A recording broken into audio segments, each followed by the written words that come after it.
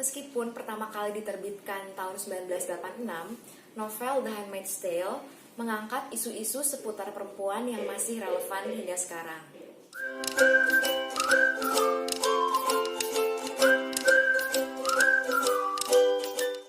Aku mau cerita sedikit tentang novel The Handmaid's Tale.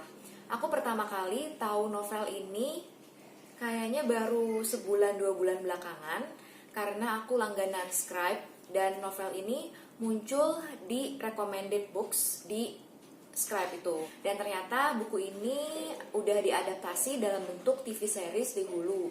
Terus buku ini juga udah ada versi Indonesianya, diterbitkan oleh PT Gramedia Pustaka Utama dengan judul Kisah Seorang Handmaid.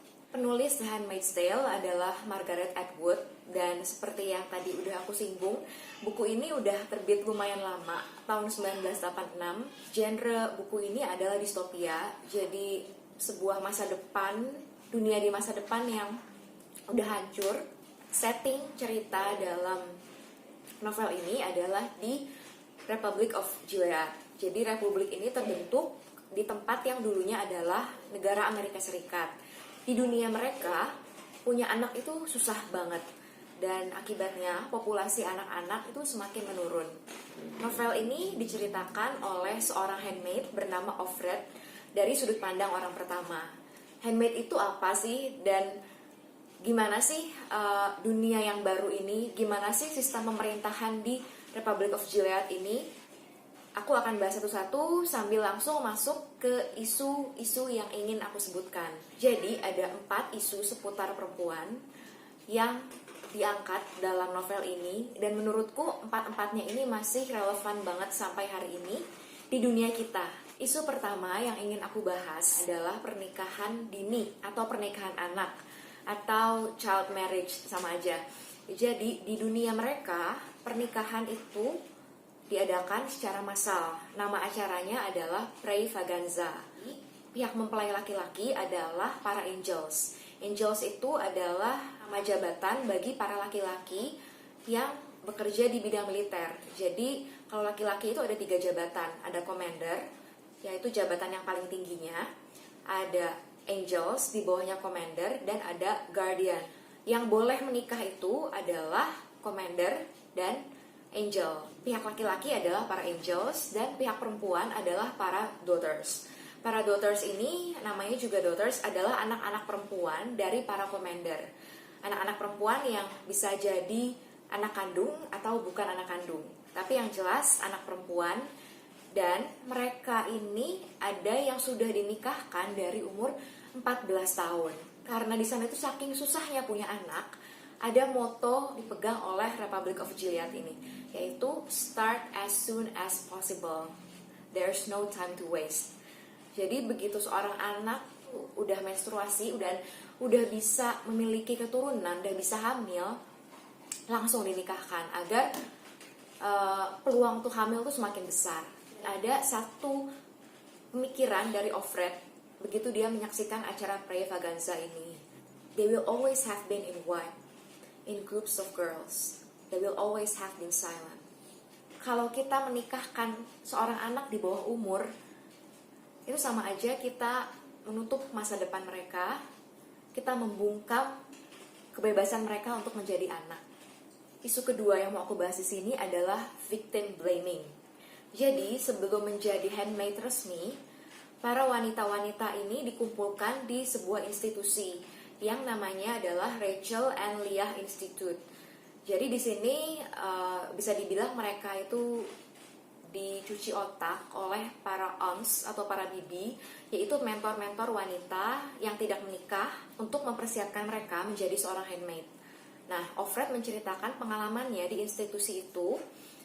Ada salah seorang yang ia kenal bernama Janine. Janine ini dipaksa mengaku di hadapan teman-temannya, di hadapan para calon handmaid lainnya, bahwa dulu sebelum terbentuk Republic of Gilead ini, ia pernah di gang rape, diperkosa ramai-ramai, dan akibatnya dia hamil.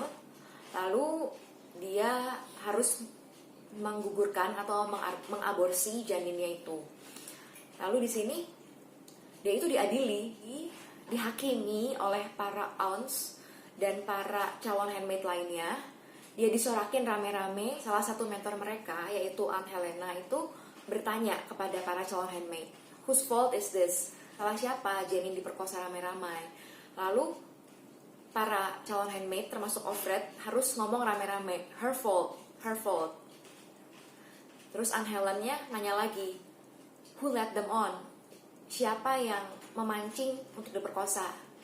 She did, kata para calon handmaid. Jadi Janine yang memancing untuk diperkosa. Lalu terakhir, Aunt Helen nanya, kenapa Tuhan mengizinkan hal ini terjadi? Lalu para calon handmaid itu harus jawab untuk memberi Janine pelajaran. Lalu Janine di situ nangis sampai mukanya merah, sampai mukanya bengkak semua, matanya, hidungnya bengkak. Dan para calon handmaid itu harus neriakin dia, dasar cengeng, dasar cengeng.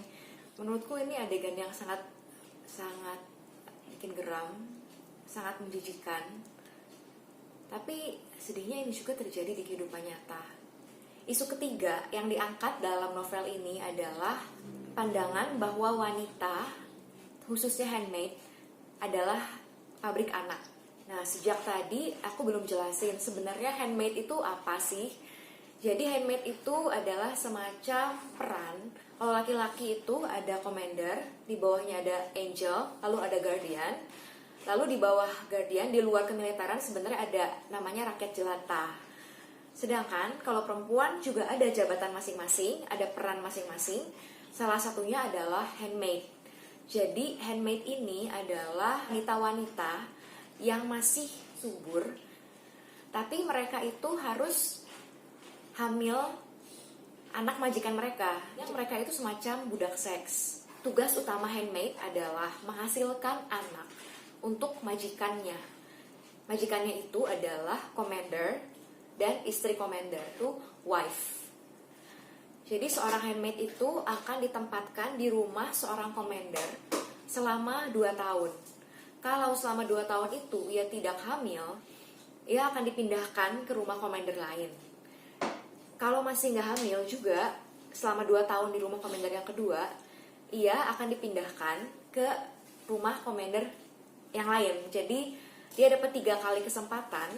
Kalau dia udah melayani 3 commander selama 6 tahun itu dan dia gagal untuk hamil, dia akan di-declare sebagai unwoman dan akan dikirim ke sebuah tempat namanya kolonis. Tugasnya di sana, di tempat itu adalah membersihkan limbah-limbah radiasi. Jadi kolonis ini bisa dibilang adalah mimpi buruk bagi masyarakat Gilead. Dan yang menyedihkannya, sebagai seorang handmaid, mereka itu benar-benar hanya dinilai dari rahim mereka, hanya dianggap sebagai rahim yang berjalan. Ada satu adegan di novel ini, Offred dikasih makan oleh pelayan, ada roti, ada mentega. Menteganya itu dia sembunyikan. Dia sembunyiin di dalam kaos kaki, kaos kakinya dia taruh di pojok lemari.